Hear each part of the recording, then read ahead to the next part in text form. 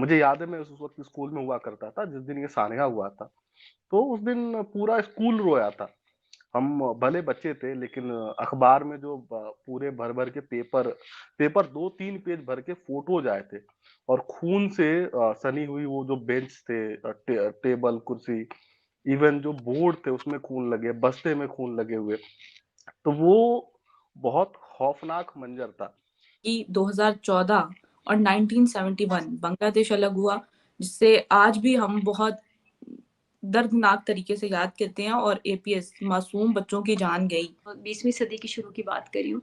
और फिर जिस तरह से ये तहरीक पाकिस्तान जन्म लिया, दो कौमी नज़रिया जन्म लिया, फिर ये जो यूँ बीमारी की जो जड़ समझे ना तो वहाँ से शुरू हुई। और उसके बाद जिस तरह का जो ज़हर बोया गया, फिर वो वक़्तन फ़वक़्तन हमने काटा है बहुत दोनों तरफ, लेकिन हमने ज़्यादा क्योंकि बोया हमने था। इसका मतलब है पाकिस्तान जो हमें मिला इस तरफ का, और जिसको जिसको सो कॉल्ड सिर्फ पाकिस्तान समझा गया या पाकिस्तान के असली वारिस समझे गए। फातिमा जना का इलेक्शन था अयूब के अगेंस्ट। जो जो कुछ हुआ फातिमा जना के साथ, आप अंदाज़ा करें जो जो क्रिएटर के साथ, हमारे कायदे आज़म के साथ हुआ, जिस तरह उनको बीमारी में जिस तरह से ट्रीट किया गया, जिस तरह से उनको पाकिस्तान से के हर मामला से अलग करके पहले ही पहुंचा दिया गया शुमाली इलाका जात में। हमें नहीं पता था कि पाकिस्तान के इस हिस्से से ज़्यादा बड़ा हिस्सा जो है वो हम खो चुके हैं, और वो हमने खोया इक़्तिदार की हवस के शिकार कुछ सियासतदानों और कुछ मिलिट्री के डिक्टेटर्स और उनकी इन सारी चीज़ों में। तो कौमी नज़रिए से जब आपने नफ़रतें ही इतनी फैलाई हैं, और उसके बाद आपने 71 में भी यही था कि भुट्टो कहते थे कि हमने इस्लामी आइन, भुट्टो वो बंदा था जो जलसों में शराब पी के जाता था, और भुट्टो वो बंदा था जो कहता था मैं शराब पीता हूँ, बर्मला कहता था खून तो नहीं पीता। उन्होंने कहा था कि हमने इस्लामी आइन बनाना है तो उसके लिए मुजीबुर रहमान खतरा है। किसी को भी कसूरवार नहीं मानती सिवाय अपनी लीडरशिप के, जो जिन्होंने ये पैदा किए, ये नासूर जो आज तक जिनको परवरिश भी की, जिनको नरिश भी किया और डे वन से कर रहे हैं। ये हम जंगे लड़े, उसमें हमेशा हमें यही पढ़ाया गया कि हम जो है हर जंग जीते हैं। तो मैं कहती अब्बू, मैं आपसे जब पूछती थी कि 65 तो आप कहते हैं पाकिस्तान जीता, तो 71 का क्या हुआ था? तो अब्बू कहते थे कि मेरे वालिद साहब कहते हैं कि बेटा वो बस ऐसे, वो कभी सही जवाब नहीं दे पाए। और ब्लेम किया जाता है इंडिया को कि इंडिया ने ये जो है वॉर में इंडिया का एक बहुत बड़ा हाथ रहा है। पावर के ग्रीड में और घमंड में कि तुम उस तरफ हम इस तरफ, और इसके लिए हम मजबूर थे जब ह्यूमन राइट एब्यूज होने लगे मास लेवल पे, और ऐसी रिपोर्ट है कि 30 लाख बंगाली लड़कियों का, औरतों का रेप हुआ था। कि वहाँ पे डिक्टेटरशिप नहीं आई, वहाँ पे नेहरू को आप सलाम करें कि जिन्होंने शुरू से ही फौज को उनके लिमिट तक रखा। वहाँ पे कोई वो सारा एक वो जो सिनेरियो है या एक जो आइन बनाया गया, वो उसकी बहुत बड़ी रीजन है, आपके पास वो ताकत है। एपीएस के वाक़ये ने हमारे माइंडसेट को किस तरह चेंज किया है? यानी कि हम ये समझते थे कि तालिबान हमारे हीरो हैं। तो आपको लगता है कि कुछ माइंडसेट तब के दौर में और अब के दौर में थोड़ा-सा डिफरेंस आया तालिबान को लेकर? और जब हम कहते थे कि तालिबान जो हैं वो हमारे हीरो हैं, उनके खिलाफ अगर बात की तो समझे कि आपने इस्लाम के खिलाफ बात की। अफगानिस्तान में आज की जो रिजीम है, इन्होंने औरतों को पढ़ना बैन कर दिया है। बाहर उसके निकलना साथ भी सकते हैं। हाँ, औरतें पढ़ नहीं सकती तो डॉक्टर भी नहीं बन सकती। एक औरत एक मेल डॉक्टर से नहीं दिखा सकती, जब भी दिखाएंगी वो फीमेल डॉक्टर से दिखाएंगी। तो जब औरत पढ़ेगी नहीं, डॉक्टर बनेगी नहीं, तो वो दिखाएगी किसे? ये बात तो माने ना, हैंडसम तो हैं। बिल्कुल। आगे बताइए जरा, हाँ, वो मुझे टिप चाहिए जो आप हैंडसम हाँ, के लिए कह रहे हाँ, तो आपको नेक्स्ट सरप्राइज हैं। हैंडसम ईरान देंगे से आने वाले, ईरान ईरान से से? आने हाँ वाले। जी जी, मैं एक्सपेक्ट कर रही थी। हम्म। तो मैं भी यही एक्सपेक्ट कर रही हूँ जुनेद साहब। लेट्स हम्म, सी कि हैंडसम कहाँ तक मैनेज कर पाते हैं। Hi viewers, this is me Ribaha Imran and you're watching my YouTube channel. Viewers, सबसे पहले चैनल को सब्सक्राइब करें, वीडियो को लाइक करें, शेयर करें और बेल आइकॉन ऑन करना मत भूलिएगा। आज हम जिस टॉपिक पे बात करने जा रहे हैं 16 दिसंबर, जिसमें बहुत से सानिए हुए और बहुत ही दर्दनाक डे ये माना जाता है, जिसे ब्लैक डे भी कहा जाता है, जिसमें एपीएस भी हुआ और 2014 में, और अगर बात करें बांग्लादेश भी सेपरेट 16 दिसंबर को ही हमारे साथ हुआ था, और जो कि जिसका हमें बहुत दुख है। इस एजेंडे पे आज हम बात करने के लिए हमने इनवाइट किया है इंडिया से जुनैद को, पाकिस्तान से अमारा इफ्तिखार को। दोनों ही किसी तारुफ के मोहताज नहीं है। आप दोनों के वक्त का बहुत शुक्रिया। आगाज करेंगे हम जुनैद से। जुनैद, क्या कहेंगे आप 16 दिसंबर ब्लैक डे? इस पर आपकी क्या हाँ। राय है? एपीएस और बांग्लादेश को अलग हुए, ठीक है, आपके सामने है, तो इससे हमने क्या सीखा? क्या कहेंगे आप इस दोनों दिनों के? और इसमें 16 दिसंबर को वैसे ब्लैक डे माना जाता है। इसमें ये दोनों वाकयात के अलावा, ये दोनों सानिया के अलावा और भी वर्ल्ड में बहुत सारी परेशानियां आई, जैसे चाइना में बहुत बुरा जो है अर्थक्वेक आया था, और बहुत सारी चीज़ें जो है 16 दिसंबर से रिलेट करती हैं। लेकिन आज हम एपीएस और बांग्लादेश के हवाले से ही डिस्कस करेंगे। क्या समझते हैं आज 16 दिसंबर है और इससे हमने क्या सीखा? देखिए रिबाहा, मुझे नहीं पता कि आपके यहाँ लोगों ने क्या सीखा। लेकिन ये जो एपीएस का जो अटैक था, उस वक्त मैं स्कूल में था, और 71 के वॉर के टाइम में तो मैं पैदा भी नहीं हुआ था। तो जो हमने, जो डॉक्यूमेंट्री एविडेंस है, जो डॉक्यूमेंट जो पढ़े, उसके थ्रू हमें नॉलेज है। लेकिन एपीएस वो है जो हर ह्यूमन जो आज के टाइम में अलाइव है, उसने देखा है, उसका इम्पैक्ट उसने महसूस किया है। अब मुझे याद है, मैं उस वक्त स्कूल में हुआ करता था जिस दिन ये सानगा हुआ था। तो उस दिन पूरा स्कूल रोया था। हम भले बच्चे थे, लेकिन अखबार में जो पूरे भर भर के पेपर पेपर 2-3 पेज भर के फोटोज आए थे, और खून से सनी हुई वो जो बेंच थे, टेबल कुर्सी, इवन जो बोर्ड थे उसमें खून लगे, बस्ते में खून लगे हुए। तो वो बहुत खौफनाक मंजर था, और पूरा हिंदुस्तान शोक में था उस दिन। और correct me if I am wrong, पूरी दुनिया ने उसे उसे एक शोक के रूप में मनाया जाता है। मनाया नहीं जाता, ये वर्ड गलत होगा। और इवन जो इसके जो कल्प्रिट्स थे, उसको सजा आपके यहाँ के लोगों ने नहीं दी थी, अमेरिकन ने ड्रोन स्ट्राइक में मारा था, जो मेरी इत्तलात है। तो ये एक बहुत खौफनाक मंजर था। 160 के करीब लोग मारे गए थे, शहीद हुए थे बल्कि ये कहा जाए, तो वो ज्यादा अच्छा रहेगा। और बच्चे कहीं भी मरे, तकलीफ तो होती है। बिल्कुल। अमारा जी, आपके वक्त का बहुत शुक्रिया।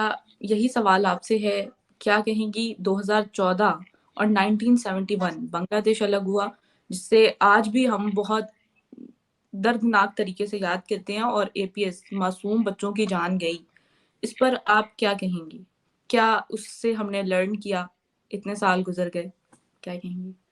देखिए जी, ऐसे है कि 1971 बांग्लादेश का अलग होना, या फिर आप 2014 एपीएस का सान्या, मैं तो कहीं ना कहीं इनको कनेक्ट करती हूँ तारीखी लिहाज से। जैसे हमजा जुनेद ने भी बताया कि हम उस वक्त तो नहीं थे 71 में, या जब पाकिस्तान बना, लेकिन जो हमें तारीख बताती है या जो डॉक्यूमेंट्रीज बताती हैं या जहाँ जो हमने पढ़ा है या समझा है, तो जो बुनियादें रखी गई और जिस तरह से तहरीकें तब चलाई गई, ये मैं 18 की बात कर रही हूँ, समथिंग 20वीं सदी की शुरू की बात कर रही हूँ। और फिर जिस तरह से ये तहरीक पाकिस्तान जन्म लिया, दो कौमी नज़रिया जन्म लिया, फिर ये जो यूं बीमारी की जो जड़ समझे ना, तो वहाँ से शुरू हुई। और उसके बाद जिस तरह का जो जहर बोया गया, फिर वो वक्तन फवक्तन हमने काटा है बहुत दोनों तरफ, लेकिन हमने ज़्यादा क्योंकि बोया हमने था। आप देखें कि उस वक्त बांग्लादेश में सबसे ज़्यादा सपोर्ट पाकिस्तान की थी, और पंजाब में आप जानते होंगे कि पाकिस्तान के पंजाब वाले हिस्से में सिर्फ मुस्लिम लीग ने 2 सीट्स ली थी, और उसमें से भी एक सीट जो है वो इंडिपेंडेंट हो गए थे। तो इसका मतलब है पाकिस्तान जो हमें मिला इस तरफ का, और जिसको जिसको सो कॉल्ड सिर्फ पाकिस्तान समझा गया या पाकिस्तान के असली वारिस समझे गए, वो पाकिस्तान को लेने में या पाकिस्तान की इस तहरीक में कहीं भी इतना एज सच शामिल नहीं थे। और जो शामिल थे बंगला के लोग, बांग्लादेशी लोग, उनको हमने सेकंड सिटीजन के तौर पर ट्रीट किया, और बड़ी लंबी हिस्ट्री है और हम थोड़ी गुफ्तगू में ज़्यादा बात नहीं कर सकते। जो जो कुछ हुआ शेख मुजीबुर रहमान के साथ, अब दो गलतियां दोनों तरफ से ज़रूर होती हैं, लेकिन मसला ये होता है कि कौन शुरुआत करता है या फिर कौन ज्यादती करता है या फिर कौन रिबेटल करता है। जब तक फातिमा जना का इलेक्शन था अयूब के अगेंस्ट, जो जो कुछ हुआ फातिमा जना के साथ, आप अंदाज़ा करें जो जो क्रिएटर के साथ, हमारे कायदे आज़म के साथ हुआ, जिस तरह उनको बीमारी में जिस तरह से ट्रीट किया गया, जिस तरह से उनको पाकिस्तान से के हर मामला से अलग करके पहले ही पहुंचा दिया गया शुमाली इलाका जात में। फिर उनकी बहन के साथ जो सलूक हुआ, फिर उस बहन के इलेक्शन में आप देखें कि बांग्लादेश में ढाका में फातिमा भुट्टो जो हैं, वो फातिमा जना जो है सॉरी, वो जीतती हैं। और उनकी सबसे बड़े सपोर्टर कौन थे? शेख मुजीबुर रहमान, जो बाद में पाकिस्तान की आर्मी और पाकिस्तान की सियासी रहनुमा भुट्टो ने गद्दार बना दिए। देखिए आखिर कोई एक हद होती है ना वफादारी की भी, वफादारी कर दे। तो शेख मुजीबुर रहमान वो थे जिन्होंने फातिमा का पूरा फातिमा जना के इलेक्शन की कैंपेन चलाई, और उसके बाद जिस तरह से फातिमा जना के साथ हुआ वो भी हमें पता है। जिस तरह से उनकी शहादत हुई, मैं तो कहूँगी, मैं तो नहीं उनको कोई भी नेचुरल डेथ नहीं कहता, मामलात बिगड़ते चले गए। और उसके बाद अगर आप कहते हैं कि शेख मुजीबुर रहमान के 6 नुकात थे, या फिर उसके बाद जो हमारा पाकिस्तान का पहला इलेक्शन हुआ 1 to 1, उसमें पहला भी कहते हैं और फेयर भी कहते हैं, और उस फेयर इलेक्शन के जो नताइज थे वो बहुत अनफेयर थे। याह्या खान के होते हुए एक जो डिक्टेटर था, उसकी मैं थोड़ी सी तारीख सुनने वालों को ज़रूर बताऊंगी कि बांग्लादेश में शेख मुजीबुर रहमान ने सारे उन्होंने वाइप किया, और वहाँ पे सारी सीट्स उन्होंने वहाँ पे जीती। भुट्टो ने इधर जो मगरबी पाकिस्तान है, जिसे अब हम पाकिस्तान कहते हैं, वहाँ पे सीट्स जीती। लेकिन ये याद रखें देखने और सुनने वाले कि 52%, बल्कि 52% से भी ज़्यादा जो है वो बांग्लादेश था। हमें जब बचपन से बताया जाता है, हमें कहा जाता है एक छोटा सा हिस्सा पाकिस्तान का अलग हो गया था। तो आप यकीन माने जब तक हम बड़े हो रहे थे हमें नहीं पता था, हमें लगता था कि कोई किसी एक शहर जितना या किसी एक सूबे जितना जो हिस्सा है वो पाकिस्तान से अलग हुआ। हमें नहीं पता था कि पाकिस्तान के इस हिस्से से ज़्यादा बड़ा हिस्सा जो है वो हम खो चुके हैं, और वो हमने खोया इक़्तिदार की हवस के शिकार कुछ सियासतदानों और कुछ मिलिट्री के डिक्टेटर्स और उनकी इन सारी चीज़ों में। उसमें अगर आप इंडिया का रोल देखें तो वो बहुत बाद में आता है। वो चीज़ें बहुत एक लंबी डिस्कशन चली जाती है, लेकिन बहरहाल एक बहुत ही बुरा सानिया था जिसमें पाकिस्तान की मिलिट्री और पाकिस्तान के जो उस वक्त के सियासी लीडरशिप है, भुट्टो, जुल्फ़िकार अली भुट्टो, वो बराबर के शरीक थे। अब मैं आती हूँ 2014 के सानिया को, और मैं फिर कनेक्ट करूंगी। आई एम रियली सॉरी कि मैंने बहुत लंबा टाइम ले लिया। वो भी वहीं से कनेक्टेड है, दो कौमी नजरिए से। जब आपने नफरतें ही इतनी फैलाई हैं, और उसके बाद आपने 71 में भी यही था कि भुट्टो कहते थे कि हमने इस्लामी आइन, भुट्टो वो बंदा था जो जलसों में शराब पी के जाता था, और भुट्टो वो बंदा था जो कहता था मैं शराब पीता हूँ। बरमला कहता था खून तो नहीं पीता। उन्होंने कहा था कि हमने इस्लामी आइन बनाना है, तो उसके लिए मुजीबुर रहमान खतरा है। आप देखें ना कि मुनाफकत का आलम, तो उस ये दो कौमी नजरिए का रिजल्ट था। तो वो नफरतें फैलाते फैलाते फिर हमने जिस तरह से तालिबान पैदा किए, फिर हमने जिस तरह से उनकी नरिशिंग की, फिर जिस तरह से हमने एड खाई, तो उसके बाद जब आपने एक जंग में झोंक दिए, और फिर आपने अफगानिस्तान में उनको पैदा करके उनके साथ जंग लड़ के उसके बाद अमेरिकियों के हवाले कर दिए, अमेरिकन के जरिए आपने अपनी फौज को भी सामने करके उनको मारा, तो एक और तालिबान के बहुत सारे सेक्शन अब भी पैदा हो चुके हैं, आजकल भी पाकिस्तान उससे सफर कर रहा है। तो उसका रिजल्ट था APS, और उन बच्चों को टारगेट किया गया, और टारगेट उसमें मैं किसी को भी कसूरवार नहीं मानती सिवाय अपनी लीडरशिप के, जो जिन्होंने ये पैदा किए, ये नासूर जो आज तक जिनको परवरिश भी की, जिनको नरिश भी किया, और डे 1 से कर रहे हैं। ये नहीं था कि उस वक्त किया या अफगानिस्तान से, उससे पहले भी बहुत सारी तंजीमें इन्होंने इसी तरह से नरिश की। और उनका रिजल्ट फिर ऐसे ही होता है, जब आप सांप पालते हैं तो फिर सांप हमेशा वो आपके दोस्त नहीं होते। वो तो बच्चों को जो उनके साथ जुल्म हुआ, और उनके साथ उसके बाद जिस तरह से उनको प्राइम टीवी पर लाकर उसके इंटरव्यूज करवाए गए प्राइम सस्पेक्ट के, और उसके बाद किस तरह से वो जी वहां से भाग गया, ये कहानी इतनी मजे का खेज है और इतनी तकलीफ दे एट द सेम टाइम के इसके ऊपर बात करते हुए यकीन माने रोंगटे खड़े होते हैं। बिल्कुल। अमारा जी, आपसे ये सवाल करना चाहूँगी कि जब हम कोई भी जंग हो, जो भी हम जंगें लड़े, उसमें हमेशा हमें यही पढ़ाया गया कि हम जो है हर जंग जीते हैं। उसी तरह हमें ये भी बताया जाता है 1971 की जंग भी हम जीते। क्या कहेंगी इस नैरेटिव को जो अभी तक हमारे बच्चों को फीड करवाया जा रहा है? अभी तक तो नहीं। मैंने मेरे वालिद साहब से पूछा, और मैंने एक दफ़ा नहीं ज़्यादा दफ़ा पूछा। जब मैंने पढ़ लिया, जब मैंने कुछ तारीख पढ़ी या देखी, तो मैंने कहा अब्बू आप हमें, जब मैं आपसे पूछती थी तो मेरे अंदर, मेरे वालिद साहब माशाल्लाह बहुत पढ़े लिखे इंसान हैं और बहुत उनको नॉलेज का, तो मैं उनसे बहुत ज़्यादा हमारी बातचीत होती थी। तो मैं कहती अब्बू मैं आपसे जब पूछती थी कि 65 तो आप कहते हैं पाकिस्तान जीता, तो 71 का क्या हुआ था? तो अब्बू कहते थे कि, मेरे वालिद साहब कहते हैं कि बेटा वो बस ऐसे, वो कभी सही जवाब नहीं दे पाए मुझे, और वो कहते थे वो बस बराबर ही हो गई, वो इस तरह से पैसा। अब मैंने कुछ अर्सा पहले भी मैंने मेरे बाबा से कहा, मैंने कहा बाबा आप जो कहते थे बराबर, अब हम तो इतने, आपने ये क्यों कहा, या आपको कहने से क्या कहते कि क्या आर था, क्या बताते कि 71 में हमारा आधे से ज्यादा मुल्क भी हमसे अलग हो गया और फिर भी हमने 71 जीत ली, या बराबर होगी, ये कैसे हो सकता है। तो ऑन फैक्ट्स ना 65 की जीती है, ना 71 की जीती है, ना 86 की जीती है, लेकिन शुरुआत जो है बहुत सारी जगहों पे ये सबूत के साथ मौजूद हैं कि हमने ही की हैं। अब इस पे हम क्या कह सकते हैं कि अब हमारे बच्चों को हम यकीन मानिए, अब हमारे बच्चों को पता है कि क्या हुआ था क्या नहीं। तब जराए नहीं थे, फैमिली से पूछ सकते थे, तो अब हमारे पास और भी जराए हैं जिनसे हम पता कर सकते हैं कि असल में हुआ क्या था। सही हो गया। तो जुनेद, कहा जाता है कि 1971 की जो वॉर हुई, जो भी सेपरेशन हुई, उसमें इंडिया का को ब्लेम किया जाता है कि इंडिया का एक बहुत बड़ा हाथ रहा है। क्या कहेंगे आप इसको देखते हुए? यहाँ पर बहुत सारे आर्टिकल्स, बहुत सारी चीजें इस बात की निशानदही करती हैं।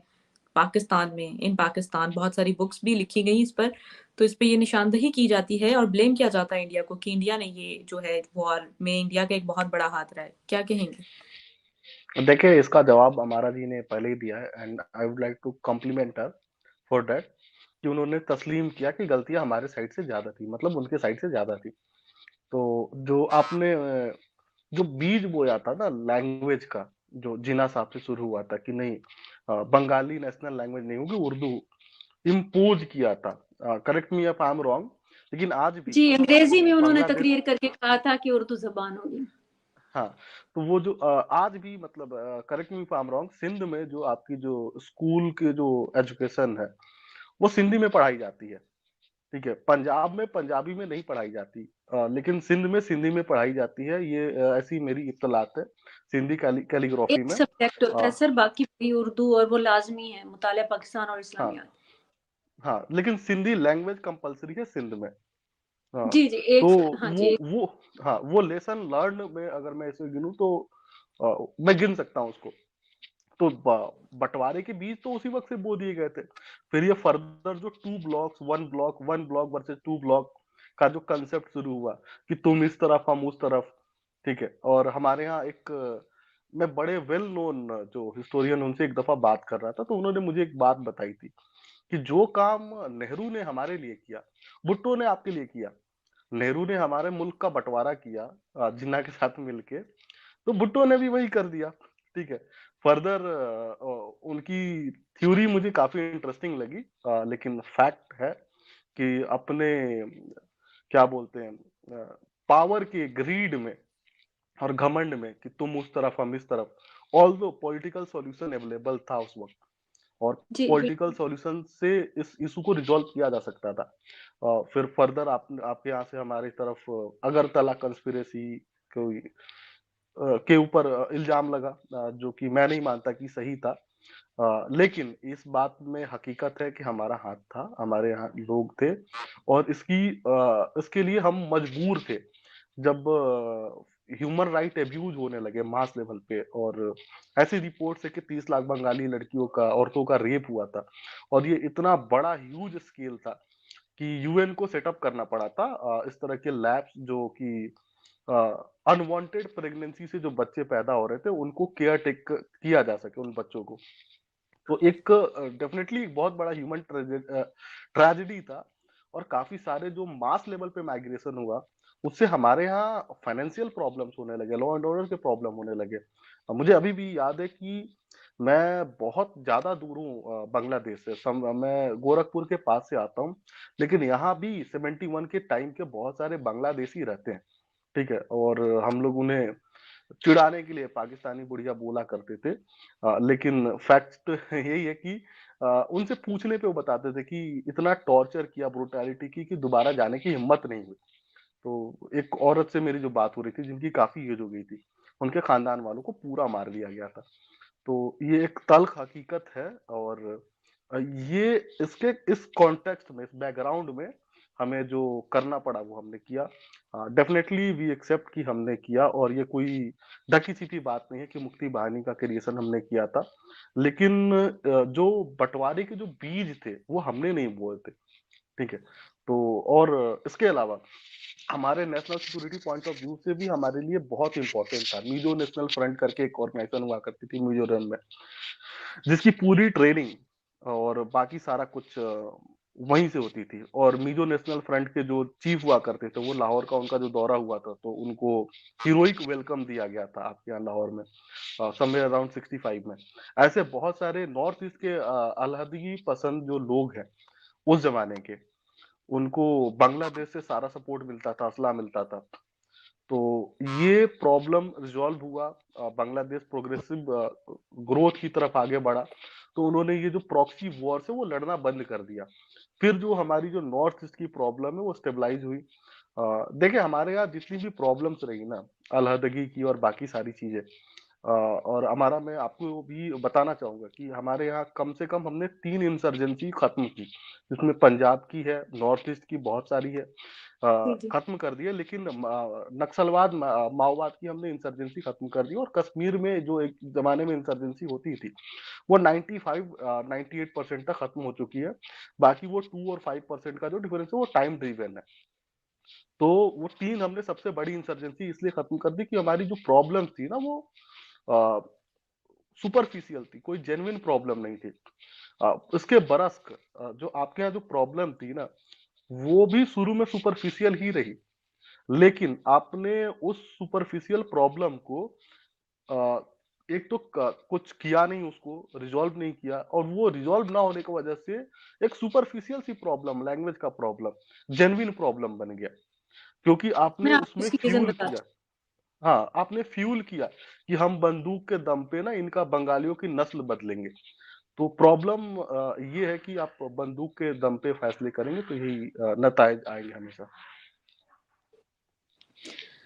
अच्छा, जुनेद ने जैसे बात की ना, रिबाहा, जो इंसर्जेंसीज इंडिया में हुई और इंडिया ने उनके साथ कॉप अप किया है, आई गेस जुनेद का कनेक्शन जो है वो लॉस्ट हो गया। आई थिंक वेट करना चाहिए उनके वापस आने का। मैं इधर ही हूँ, मैं थोड़ा सा ओके। आपका। अच्छा, जो उन्होंने कॉप अप किया है उसके साथ, उसकी एक मैं बहुत बड़ी वजह समझती हूँ उनकी जमहूरियत, कि वहाँ पे डिक्टेटरशिप नहीं आई। वहाँ पे नेहरू को आप सलाम करें कि जिन्होंने शुरू से ही फौज को उनके लिमिट तक रखा। वहाँ पे कोई वो सारा एक वो जो सिनेरियो है या एक जो आइन बनाया गया, वो उसकी बहुत बड़ी रीजन है, आपके पास वो ताकत है। जबकि उसके बिल्कुल अगेंस्ट हैं तो पाकिस्तान में कायदे आजम साहब ने खुद ही जमहूरी इकदार नहीं सेट की। उन्होंने कोई जमहूरियत के बारे में नहीं सोचा। उन्होंने पहले गवर्नर जनरल बनना पसंद किया। वहाँ पे वजीर आजम, सदर, वो कोई किसी किस्म की जमहूरी रिवायत नहीं डाली गई। तो जब हमारे यहाँ पावर का क्लैश हुआ कि हमारे यहाँ फौज के पास भी पावर है, बज़ाहिर हमारा जमहूरी मुल्क है, और हमारे पास मार्शल लॉ लगते हैं, तो हमारे यहाँ इंसर्जेंसीज को कंट्रोल क्या करना, मैं कहती हूँ कि हमने इजाफा किया उसमें। और जो आप जिक्र कर रहे हैं बांग्लादेश का और इंडिया की हेल्प का, देखिए वो एक जेन्युइन चीज़ है। जिस तरह से आपकी यहाँ इंसर्जेंसीज होती हैं, specifically I would say for Kashmir या फिर पंजाब, उसमें पाकिस्तान भी जहाँ तक हो सकता है वो कोशिश करते हैं कि वो ऑब्वियसली एक क्लैश की हालत में कि वो भी हेल्प आउट करे। लेकिन जो बांग्लादेश का था वो कुछ जेन्युइन मामला हो गया था।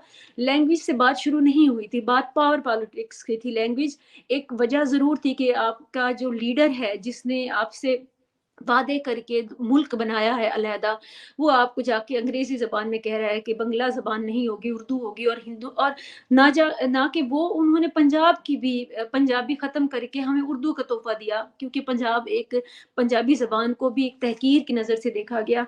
उसके बाद अगर देखें तो भुट्टो साहब की जो जिद थी, इक़्तिदार की हवस थी, जबकि आप देखें तो ओवरऑल जो मुजीबुर रहमान है उनकी सीट्स ज़्यादा थी। वो आइंदा वज़ीर आज़म थे। जब याहिया खान गए हैं हमारे उस वक्त के डिक्टेटर ढाका, और वहाँ से वापसी पे उनसे जब कुछ रिपोर्टर्स ने सवाल किया तो उन्होंने जवाब ये दिया था कि अब आने वाले वक्त में जो वज़ीर आज़म है वो मुजीबुर रहमान होंगे, अब आपको इन बातों का जवाब वही देंगे। लेकिन जब वो वापस आए, लड़काना गए, भुट्टो साहब के पास पास गया तो उसके बाद भुट्टो साहब ने कहा कि उनका एक तारीखी जुमला है कि जो भी ढाका गया मैं उसकी टांगे तोड़ दूंगा।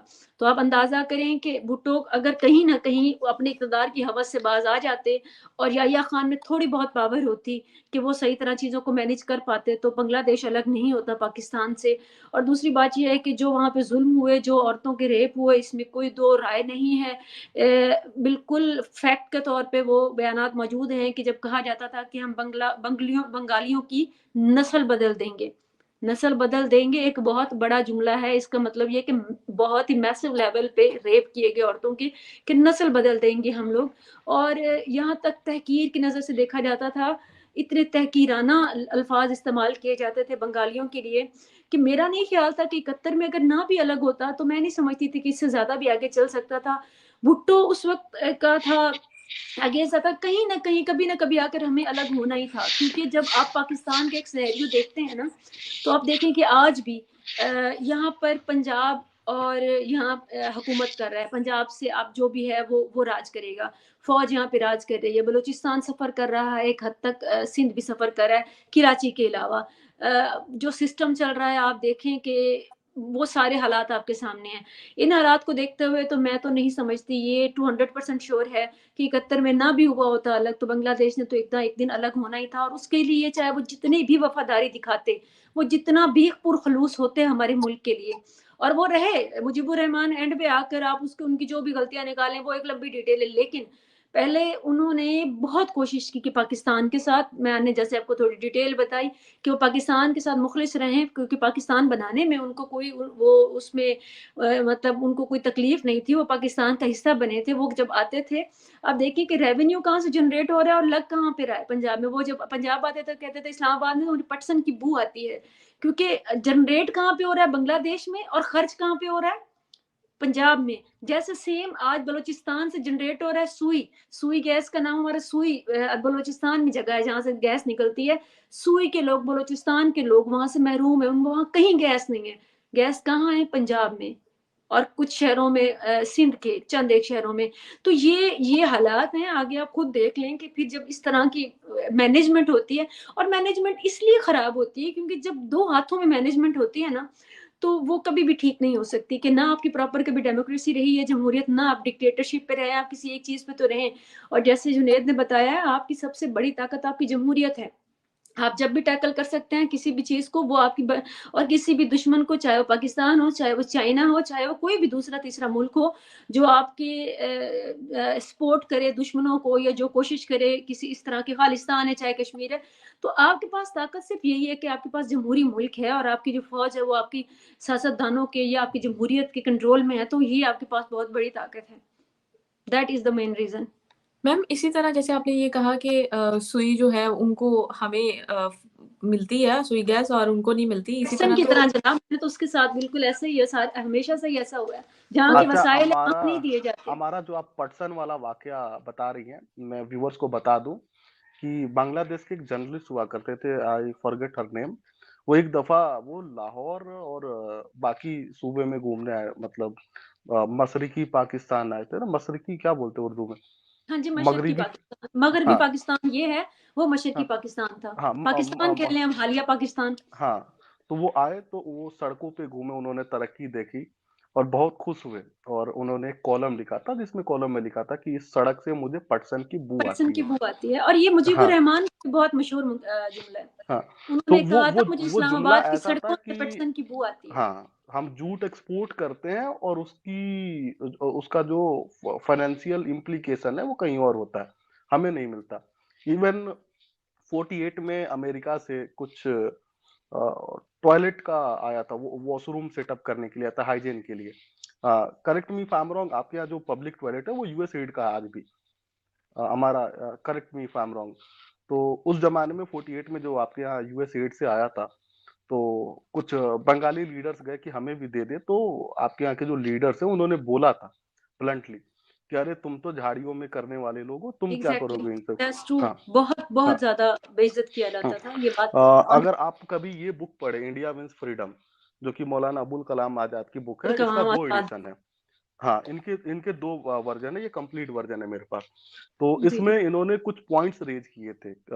बांग्लादेश को लेके इवन पाकिस्तान को लेके कुछ पेशन गोइयाँ की पाकिस्तान थी। को लेके भी हाँ, जो कि सब सारी की सारी सक्सेस हुए। कंप्लीट सब साबित हुई और उन्होंने बोला था 25 साल से ज़्यादा बांग्लादेश इंडिपेंडेंट नहीं रह मतलब मिल के नहीं रह पाएगा, वो बात सच साबित हुई। जो कुछ तो जोग्राफियाई जो है वो भी मामलात थे, और कुछ इनके आपको जैसे मैंने बताया है कि जमहूरी मुल्क तो था नहीं कि किसी चीज पे हम कंट्रोल कर पाते, तो रीजंस तो बहुत वाजिया हैं। जी, ऐसे मैम इसी तरह जैसे कश्मीरी लोग, हालांकि हम बिजली जो है उधर से जनरेट करते हैं, और पाकिस्तान लाहौर, ये लाहौर वाली साइड पे आती है, पंजाब वाली साइड पे आती है, और उन्हीं को यूनिट पर यूनिट 40 रुपए दिया जाता है। तो ये तो अलमिया है कि हम वहीं से जो है चीजें जनरेट कर रहे हैं, और वहीं उन्हीं को ही जो है इतनी महंगी दे रहे हैं चीजें। तो मैम अब एपीएस वाली साइड पे आ जाते हैं कि एपीएस के वाकये ने हमारे माइंडसेट को किस तरह चेंज किया है। यानी कि हम ये समझते थे कि तालिबान हमारे हीरो हैं, तो आपको लगता है कि कुछ माइंडसेट तब के दौर में और अब के दौर में थोड़ा सा डिफरेंस आया तालिबान को लेकर, और जब हम कहते थे कि तालिबान जो है वो हमारे हीरो हैं, उनके खिलाफ अगर बात की तो समझे कि आपने इस्लाम के खिलाफ बात की, क्या कहेंगे? विवाह, मुझे ये बताएं कि 2014 के बाद भी ये टर्म थी ना, good Taliban bad Taliban, if you remember. हमारे वजीर आजम, सबका वजीर आजम ने असम्बली में खड़े होकर उसामा बिन लादेन को शहीद कहा था। उसके अलावा नून लीग के एक लीडर हैं, वो उनको लिए ऐसी, और हम सरेआम, ये नहीं है कि ऑन रिकॉर्ड बातें हैं गुड तालिबान और बैड तालिबान की, और कई 100 तालिबान जो हैं वो रिसेटल किए इमरान खान की हुकूमत ने। सो वो गुड तालिबान थे। वो गुड तालिबान आज बैड तालिबान बन के एक एक महीने में 60 हमले कर रहे हैं पाकिस्तान पे। तो वो गुड तालिबान थे। तो मैं नहीं समझती कि कहीं भी किसी भी जंग से किसी भी जगह पे सियाचिन क्या था, अगर आप इसको 2014 से, वो क्या था, वो 71 की तरह और 65 की तरह, वो सिर्फ एक हवस थी इक्तदार के लिए। वही मुशर्रफ जिसने सियाचिन का वो किया बगैर नवाज शरीफ को बताया, और नवाज शरीफ ने सेटल डाउन करने की कोशिश आप की कारगिल अमेरिका, की बात उसके कर साथ रही हैं। वही जो नवाज शरीफ को हमारा निकाला गया और उसको मुल्क आपको बदर किया गया, माशाल्लाह लगाया गया कि इंडिया से दोस्ती क्यों करते हो। वही मुशर्रफ जब आ गया इक्तदार में, उसने सबसे ज्यादा पहले दोस्ती किससे की? इंडिया से। तो ये सिर्फ और सिर्फ हवस है इक़्तिदार की। जब दो हल्के आपस में इस तरह से लड़ रहे होते हैं ना, तो फिर मैं नहीं समझती कि किसी का भी कहीं भी कोई भला होता है। तो वो चीज़ चल रही है, और गुड तालिबान बैड तालिबान आज भी मौजूद है हमारे सियासी हलकों में, और हमारे यूँ समझ लें कि मिलिट्री के हलकों में। एक खुश आइंद बात ये है कि पहली दफ़ा हमारे किसी भी आर्मी चीफ ने बड़ा ब्लंटली कहा है। पहले कोई भी आर्मी चीफ जो अभी तक थे, उन्होंने कभी ऐसे नहीं कहा। उन्होंने कहा ये जो आसिम मुनीर, उन्होंने क्लियरली कहा है कि ये खारजी हैं और इनके साथ हम कोई मुज़ाकरात नहीं करेंगे, और इनके, तो ये पहली दफ़ा। अब चले हम इसको माने या ना माने, लेकिन एटलीस्ट हमारे सामने ये बात पहली दफा कही गई, वरना ये ब्लंटली हमारे किसी भी फौज के जर्नल ने आज तक नहीं कहा था कि ये खारजी और हम इनके साथ जंग करेंगे। इवन आप मुशर्रफ के, सॉरी, नवाज उसके दौर में देख लें, इमरान खान के, बाजवा के दौर में गुड तालिबान बैड तालिबान वर देर। अब गुड और बैड तालिबान दोनों मिल के अगर तबाही कर रहे हैं, तो अब देखते हैं कि हम नए गुड तालिबान कौन से बनाते हैं। मे बी तहरीके लबैक हो नए गुड तालिबान, या लेट्स सी मैं, क्योंकि ये चीजें क्रिएट करने में तो बहुत इंडिपेंडेंट है ना हम माशाल्लाह से। तो देखते हैं इंशाल्लाह आगे क्या लेकर आते हैं नया तोहफा। अच्छा, हमारा आपने सीखा गुड कुछ नहीं बैड है। तालिबान की बात की और बीच में आपने जो वाकया किया था ना मुशर्रफ का, वो शायद कारगिल की आप बात कर रही थी, कारगिल, सियाचिन सॉरी, की नहीं। सियाचिन का, हाँ कारगिल की बात कर रही थी। हाँ, हम्म। सियाचिन भी में भी मुशर्रफ का इन्वॉल्वमेंट था, लेकिन वो जी फेल बिल्कुल हो गए था, थे। बिल्कुल थे। जी। हम्म, दोनों में जी। हाँ, तब दोनों तब दफा भी फेल हो गए। तब भी हुकूमत चाहिए थी, और तब हाँ, नवाज शरीफ से दुश्मनी ये थी कि वो इंडिया से दोस्ती क्यों चाहता है, ये जंग क्यों नहीं चाहता। हाँ। 2004 में आ गए आगरा सबमिट में। फिलहाल मैं आगरा में ही हूँ, तो यहीं पे वो सबमिट हुई थी। तो बड़ा स्ट्रेंज है। इवन जो आपने जो बात की कि करंट जो रजीम है, चाहे वो पॉलिटिकल रजीम हो या मिलिट्री रजीम हो या एक हाइब्रिड रजीम बोल सकते हैं जो अभी करंट में चल रही है, जी वो गुड एंड बैड तालिबान को डिफरेंशिएट नहीं करती। वो तालिबान को तालिबान ही बोलती है या ख्वारिज बोलती है। लेकिन एजाज सैयद जो आपके यहाँ जर्नलिस्ट है, उन्होंने एक स्टोरी ब्रेक की थी अभी 1-2 दिन पहले, कि नेगोशिएशंस हो रही है बैकड्रॉप में तालिबान एजाज की और सैयद साहब अपनी। ने, जी बिल्कुल बिल्कुल। बिल्कुल। और उसको आपके फॉरेन ऑफिस ने मस्तरद किया था कि नहीं ये फेक न्यूज है, और उन्होंने फॉरेन कंट्री का नाम नहीं लिया था, लेकिन जो जिस तरह के इंडिकेशन थे वो पूरे के पूरे कतर की तरफ जा रहे थे। और जुनेद, जो आपने पूरी स्टोरी सुनी होगी एजाज सैयद साहब की कि हाँ, ये ऑन द फ्रंट है, अदरवाइज हमारी मिलिट्री सिर्फ इन्वॉल्व करी, अदरवाइज कोई इंटरेस्टेड नहीं है किसी भी किस्म के मुज़ाकरात में, ये उन्हीं ने ही कहा था। लेकिन मैंने जो इस स्टोरी में थोड़ा सा जब मैं डिग डाउन किया अपने सोर्सेज के थ्रू, तो मुझे पता चला कि इसमें JUI के कुछ लोग हैं, मौलाना जी, फजलुर रहमान के लोग हैं, और मिलिट्री के लिए उन्होंने जनरल फैज को कहा कि उनको लाया जाए, पेश किया जो कि उनसे मुमकिन नहीं है, नेगोशिएट करेंगे। जी जी क्योंकि जी, चाय वो अच्छी बिल्कुल। पीते हैं वहां जाके हम्म। कारगिल, वो और काबुल में। ये जो मसला है ना गुड वर्सेस बैड तालिबान का, ये हम भी हमेशा से बताना चाहते थे। आज टाइम ऐसा आ गया कि आप डोजियर भेज रहे हैं कि आप जो TTP है उनके लोग हमें दे दें, या फिर TJP के जो लोग हैं उन्हें हमें दे दें। और यही मसला तो हमारे साथ भी था, हम भी तो बोलते थे कि हाफिज सईद को हमें दे दे, मसूद अजहर को हमें दे दे। ठीक है, तो ये टाइम 10 साल में क्या चेंज हुआ, मैं भी सोच के हैरान हूँ। 10 साल पहले ये सेम बातें तो हम किया करते थे, आज ऐसी सेम बातें आपके यहाँ से आ रही हैं वही कि सांप वाली हमें। बात है ना जुनेद, सांप पाले जी हैं और सांप ने हमें जो हमारे साथ किया है अब क्लियर होना पड़ रहा है, मजबूरी है, अदरवाइज तो हमारे बहुत लाडले थे ये अफगान। अभी 2 साल पहले 3 तो हमने खुशियां मनाई थी, मिठाइयां बांटी थी, लेकिन जो उन्होंने किया है अब मेरे ख्याल में गुंजाइश नहीं बचती। और जो हमारी जो अभी करंट जो हमारी लीडरशिप है, हमारे यहाँ लीडरशिप जो है, मैं हमेशा कहती हूँ मैं सियासी लीडरशिप की बात नहीं कर रही होती, मैं मिलिट्री की लीडरशिप की बात कर रही होती, क्योंकि जिनके पास पावर है, पावर जिनके पास है वो सिर्फ वो ही है।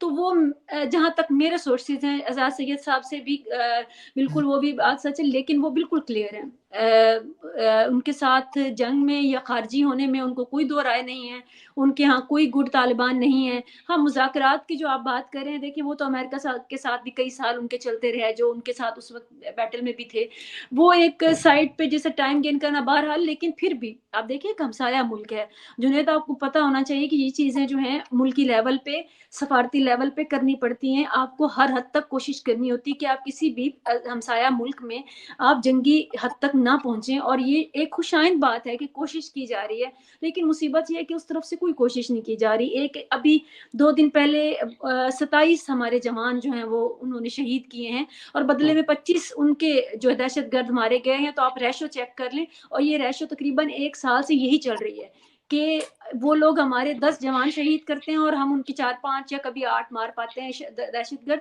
तो ये रेशो चल रही है, और जब ये इस लिमिट तक ले आए हैं कि वहां से हमें कोई किसी की, जब अदरवाइज पाकिस्तान किसी हद तक जाकर भी उनको डिफेंड करता, वो कभी भी उनको, मैं नहीं समझती कि दूर करता, लेकिन वहां से कोई किसी किस्म का कोई भी नहीं किया गया, वो क्या कहते हैं कि स्वागत या किसी किस्म का कोई शर्म व हया। तो फिर पाकिस्तान की मिलिट्री को भी सोचना पड़ेगा कि कहीं कहीं ना कहीं तो मेरे ख्याल में डिफेंस करना पड़ता है ना, फिर एक लेवल तक आकर तो मुल्क का। अच्छा अमारा जी, मेरा आपसे सवाल है कि आज जो सर्कमस्टांसेस है हमारे मुल्क में, 90s में जब ये बांग्लादेश अलग हुआ, तब की सिचुएशन भी आपने 70s देखी। में 70s में इसमें 90s में तो नवाज शरीफ और बेनजीर के वो चल रही थी जी सतत जी, ये। 1971। और अगर अब की बात देखी जाए, यानी कि 2014 में, तब के हालात में, 2014 के हालात में और अब के हालात में क्या डिफरेंस फील कर रही हैं आप? देखिए जी, पॉलिटिकल इंस्टेबिलिटी तो वैसे ही है, आपके सामने है।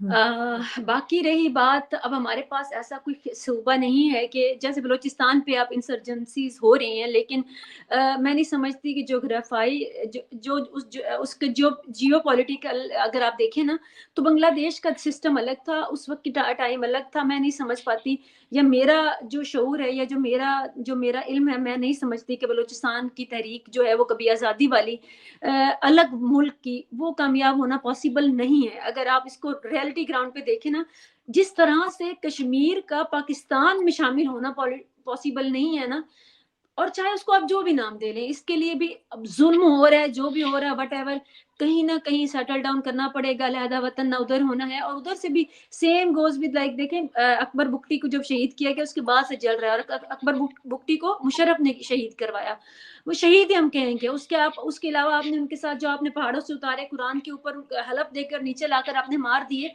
जो जो जुल्म आपने किए, तो उसके बाद आपके साथ कितनी वफादारी निभाएं। तो वहां से इसलिए भी, लेकिन मसला ये है कि वो पाकिस्तान के साथ अटैच हैं, उनका जो रकबा है या हमारा जो जोग्राफिया है वो हमें सपोर्ट करता है इस लिहाज से। और पाकिस्तान की जो फौज भी है वो भी इस वक्त आप जानते हैं कि बाकी किसी भी और जगह पे इन्वॉल्व होने से बेहतर इंडिया से या कश्मीर में वो ज़्यादा फोकस बलूचिस्तान पे ही कर रही है।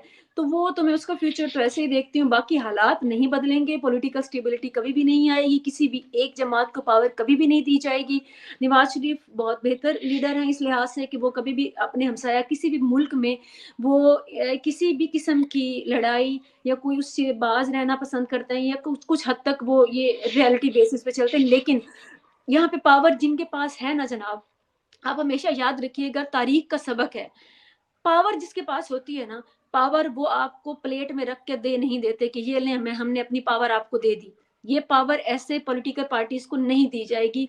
और आने वाले कई साल मैं नहीं देखती कि अंटिल अनलेस कि आप छीने नहीं पावर जिसके पास भी होगी ना, तारीख गवाह है, वो कभी भी आपको प्लेट में रख के नहीं देंगे। तो इसका मतलब छोटे मतलब उसमें पैराग्राफ भी ये है कि आप आने वाले 50 साल में भी यही हालात देखेंगे, इसी तरह से इंस्टेबिलिटी देखेंगे, इसी तरह से पावर जो है आप उन्हीं तबकों में देखेंगे जहां में अब है। जुनेद, अच्छा अमाया, मैं इसमें क्विक रिप्लाई करूंगा। आपने नवाब खैर बख्श मरी बुख्ती की बात जी, की, नवाब बुख्ती सॉरी, अकबर बुख्ती अकबर बुख्ती की बात की। तो हमारे यहाँ एक स्टैंडर्ड प्रोसीजर है, हम किसी भी मिलिटेंट आउटफिट हो या अलहदगी पसंद जो लोग होते हैं, उनके जो लीडर होते हैं, हम उन्हें कभी नहीं मारते। और ये जो कुरान पे कसम खा के मारने वाली जो वाकया, ये वो पहली उससे बार नहीं पहले है। हुआ था, उससे भी पहले वो उनके खान ट्रम्प। हाँ अब्दुल जी, गफ्फार खान के हाँ जी, बिल्कुल। बच्चों के साथ भी हुआ वो था कि बता रही उनको हूँ भी ना कि कुरान पे। बहुत ही जनाब हाँ आपकी तरफ जुनेद साहब, मैंने पहले बताया आपकी जो फैसले हैं वो पॉलिटिकल लीडरशिप करती है। हाँ। तो हमारे यहाँ एक देखिए इंसान के पास हमने, पावर हाँ होती है जो बैठ के अपने गुस्से या अपने प्यार में वो फैसला कर देता है। अकबर बुगटी के साथ मसला क्या था कि एक फीमेल डॉक्टर का रेप हुआ था, और उसके बारे में अकबर बुगटी ने कहा था कि ये जिस मेजर ने किया है वो हमें दिया जाए, या फिर उसके साथ मिलिट्री कोर्ट में उसके, तो मुशर्रफ ने कहा था मैं नहीं करूंगा। एक इंसान के पास जब पावर होती है ना जुनेद साहब, तो वो बहुत बहुत खतरनाक होती है। आपके मुल्क में कभी किसी एक इंसान के पास पावर नहीं रही, तो शुक्र मनाइए। तो हम इसलिए नहीं मारते, एक और वजह है कि कल को अगर उन लोगों से बातचीत करनी हो, तो यही लीडर्स होते हैं ना जो आपको पाथ दिखाते हैं। ठीक है, इसलिए हमारा स्टैंडर्ड प्रोसीजर है कि हम किसी भी मिलिटेंट जो आउटफिट है या क्या बोलते हैं अलहदगी पसंद के जो लोग हैं, हाँ जी, उनके जो लीडर्स हैं, उनको वही इज्जत देते हैं अगर हम उनको अरेस्ट करते हैं, लेकिन हाउस वैसे भी अरेस्ट तो करते हैं। खालिस्तान के लिए तो वो मारे गए ना, आपको याद होगा कि किले में जी, उसमें। लेकिन मैं एक बात आपको जुनेद फिर कौन कहूंगी कि मारा, आपके यहाँ भी सवाल ये अगर है, हमने तो डिक्टेटरशिप नहीं होती ना मारा। और एक आदमी फैसला कर रहा होता, हम्म, तो ये हालात नहीं होते। हाँ। और दूसरा आपने बात किया कि जीएम सिंध, आपके यहाँ जो सिंध के जो लीडर थे, 30 साल जेल में रहे, जो कि जी, ग्राउंड के लीडर थे। उनके यहाँ मुझे नहीं लगता कि आपके यहाँ किसी को पता भी होगा। सिंध नहीं के पता। बहुत कम ही लोगों को पता होगा कि जीएम सिंध कौन थे। बाचा खान के बारे में आपके यहाँ बाचा लोगों को खान के नहीं बारे पता। में भी नहीं पता कि बाचा हाँ। खान की स्ट्रगल क्या थी और कितने साल वो हम्म, जेल में रहे हैं। हाँ, खान अब्दुल गफ्फार खान के ये भी बारे में नहीं आपके यहाँ पता कि वो लोग। दफन कहाँ है, कि वो अफगानिस्तान हाँ में दफन है। बिल्कुल। और नवाब खैर बख्श मरी की जी, डेथ हुई थी कराची में, if I am not wrong. तो उनके बारे में भी लोगों को नहीं पता, बहुत कम लोगों को पता, वो भी ग्राउंड से जुड़े हुए लीडर थे। बलूचिस्तान ने, मैं ये must I would must say कि एक बात आपको बता दूं जुनेद साहब, ये हिस्टोरिकली अगर आपने हिस्ट्री पढ़ी है या दुनिया को आपने देखा है कि जैसे जैसे इवॉल्व हुई है, जिस जगह पे जो प्रिविलेज तबका होता है ना, जो लाडो में पले हुए बच्चे होते हैं, उनमें से आप उनके वो ग्रूम या फिर उनके अंदर स्किल कम होती है। जैसे हम पंजाबी लोग हैं ना, तो हमारे अंदर ग्रास लेवल पे, रूट क्लास लेवल पे हमारे लीडरशिप नहीं है, जनमन आती नहीं है, क्योंकि हमको वो बच्चे स्पॉइल्ड। जो बलूचिस्तान है ना, वहां पे जिन सख्तियों और जिन मजालिम का उनको सामना करना पड़ता है ना, अभी आप देख लें कि मंजूर पश्तीन को किया गया, वो एक बहुत बड़ा लीडर बन के सामने आया। वो लीडरशिप जेन्युइन है। बादशाह खान का नाम लें आप, जितने भी आप, you can name it, Balochistan ने जितने लीडर्स पैदा किए, वजह क्या है? क्योंकि वहां पे उन्होंने सफर किया है, वहां पे वो हमारी तरह लाडले बच्चे नहीं थे। उन्होंने इतने पैम्पर्ड माहौल में आंखें नहीं खोली कि हमें तो सब मिल रहा है भाई, हमें क्या तकलीफ है, हमारे यहाँ तो चौकियां नहीं है, मैं तो बाजार में खुला जाती हूँ, वहां पे जगह जगह चौकियां। उनके यहाँ से लीडरशिप पैदा होती है।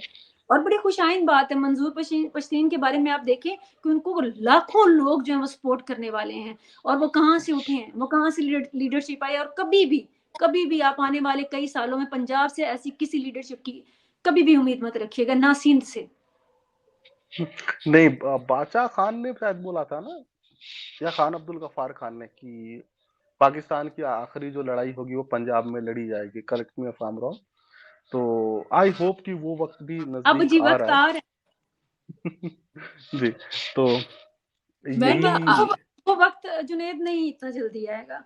पंजाबियों को मैं नहीं समझती कि आपने ये पंजाबी टाइम दिया गया है प्राइड कि की वो बात अकल की से कि उनके आप वो अकल इस्तेमाल करें। आप ये एक देखें, एक sorry to cut you off, हमारे यहाँ अगर कोई बोलने वाला ये स्कॉलर जाए ना बलूचिस्तान के, जहाँ पे स्टूडेंट बैठे होते हैं ना, उनके सवाल आप सुना करें, उनका आईक्यू लेवल चेक किया करें। और जब आते हैं ना वो यहाँ पे पंजाब के स्टूडेंट्स जहनी दिमागी तौर पे बोलने होते हैं, क्योंकि उन्होंने कुछ भी नहीं देखा, उन्होंने कुछ नहीं पढ़ा, उन्होंने कुछ नहीं सहा। जमीन आसमान का फर्क होता है जब एक बलूचिस्तान का स्टूडेंट सवाल करता है, जब एक पंजाब का स्टूडेंट सवाल करता है। जब मैं देखती हूँ तो मैं हैरान रह जाती हूँ। और मैं अक्सर डिस्कस करती हूँ कि ये फर्क होता है कि जिसने सख्तियां और जुल्म सहे होते हैं उनके अंदर शऊर आता है। ये पंजाब में शऊर आना जो है ना, जो आप जैसे कह रहे हैं, वो अगली सदी की बात है जनाब।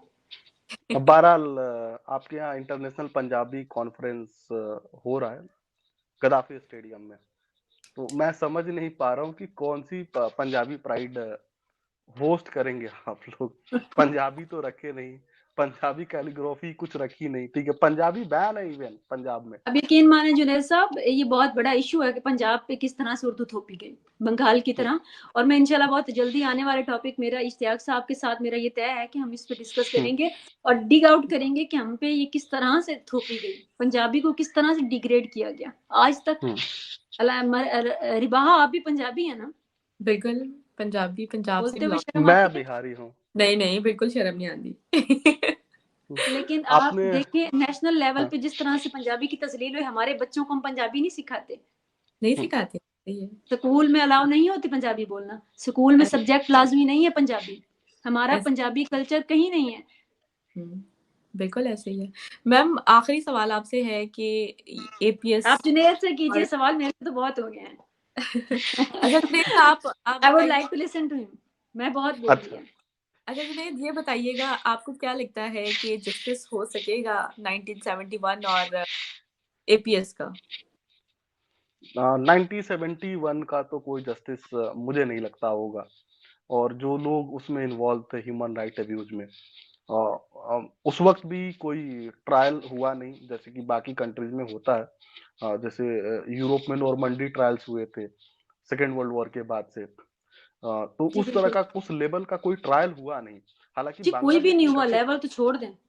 हाँ, बांग्लादेश ने एक काम अच्छा किया कि जो जमात इस्लामी के जो लोग थे, जो वॉर क्राइम्स में इन्वॉल्व थे, उनको पकड़ पकड़ के फांसियां की। एटलीस्ट उनको इस चीज का क्रेडिट जाता है।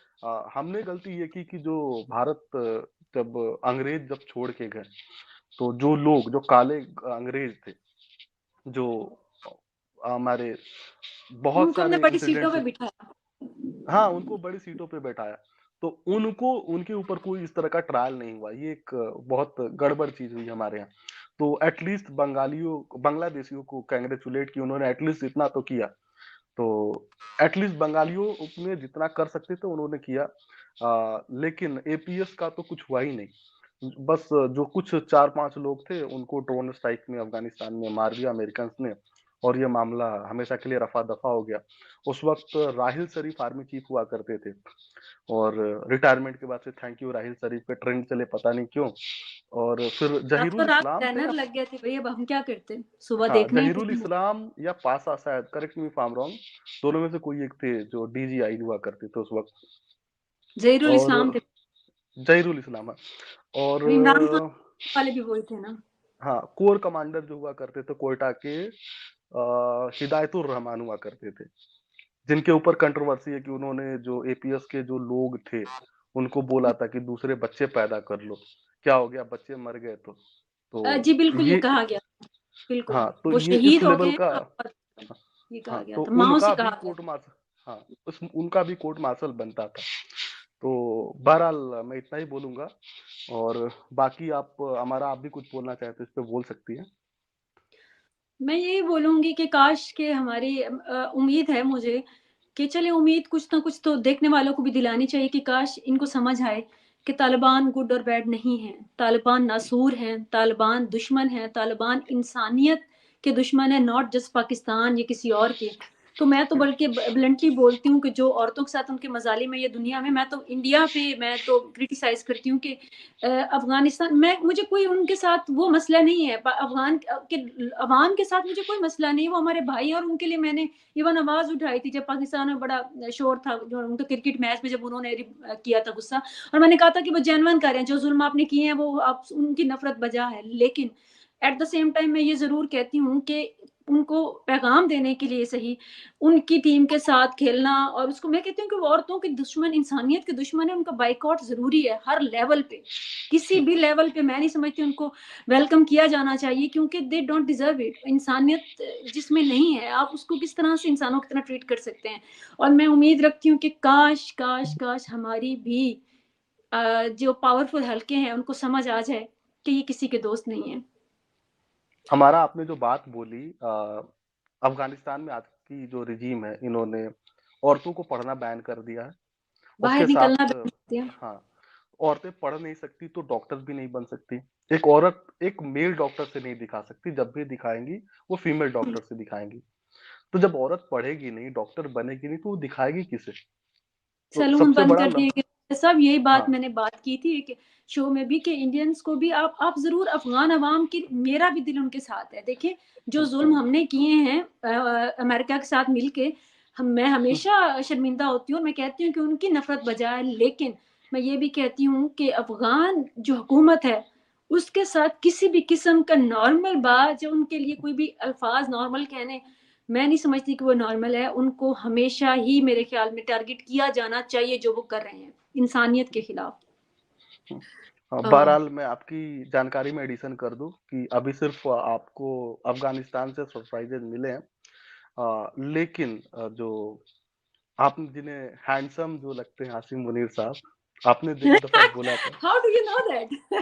आई नो एवरीथिंग, आई अच्छा, नो ये ज्यादा कि वायरल हो आपको गया। How do know you know viral नहीं दैट? हुआ। आई ऑल्सो नो कि आपको म्यूजिक बहुत पसंद है, correct me if I am wrong. Yes. Yes, I am James bond of Agra. नहीं जी, वो एक तो मजाक में था, लेकिन हैंडसम देखें आप ये बात तो माने ना, हैंडसम तो हैं। बिल्कुल। आगे बताइए जरा, हाँ, वो मुझे टिप चाहिए जो आप हैंडसम हाँ, के लिए कह रहे हाँ, तो आपको नेक्स्ट सरप्राइज हैं। हैंडसम ईरान देंगे? से आने वाले, ईरान ईरान से से, आने हाँ वाले। जी जी, मैं एक्सपेक्ट कर रही थी। हम्म, तो मैं भी यही एक्सपेक्ट कर रही हूँ जुनेद साहब। लेट्स सी कि हैंडसम कहाँ तक मैनेज कर पाते हैं। इफ्तिताह हो गई है, मिस्टर हैंडसम ने जो इफ्तिताह हो चुकी अमेरिका है। में कुछ डील किए हैं, अब वो हम्म, ईरानियों को बहुत परेशान कर रहा है फिलहाल।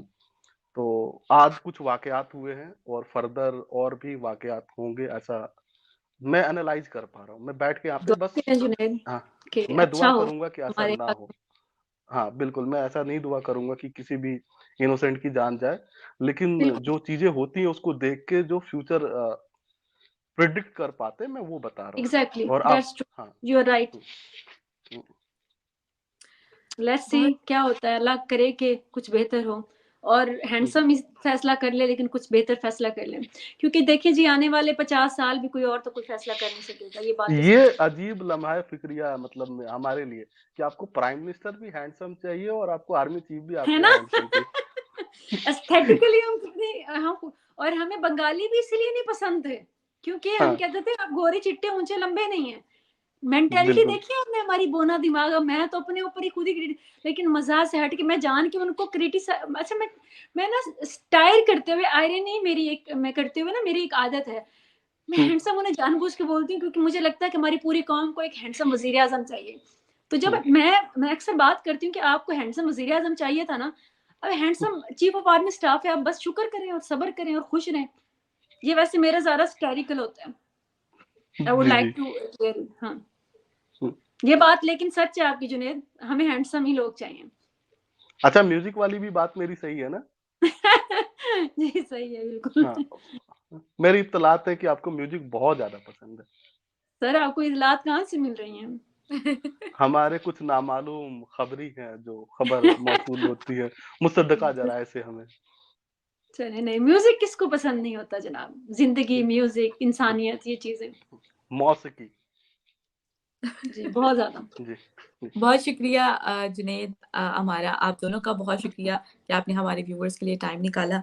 एंड में यही कहूँगी कि 16 दिसंबर तो वैसे बहुत दर्दनाक है, लेकिन हमें उससे सीखते हुए आगे बढ़ना चाहिए, अपनी ग्रोथ की तरफ तवज्जो देनी चाहिए, अपने मुल्क को आगे बढ़ाने की तरफ तवज्जो देनी चाहिए, बल्कि हमें इन चीज़ों से अब गुरेज करना चाहिए। जंग किसी भी मसले के हल नहीं है, चाहे वो चाइना का इशू हो, चाहे बंगाल का इशू हो, चाहे अफ़गान का इशू हो, जो भी मसले मसाइल हैं बातचीत से हल होने चाहिए। और इसी के साथ हमें दें इजाज़त। जाने से पहले चैनल को सब्सक्राइब करें, वीडियो को लाइक करें, शेयर करें और बेल आइकॉन ऑन करना मत भूलिएगा। अगर चाहते हैं कि हम डिजिटली प्रमोट हो सके तो हमें ज़्यादा से ज़्यादा सुपर चैट दें। Thank you so much.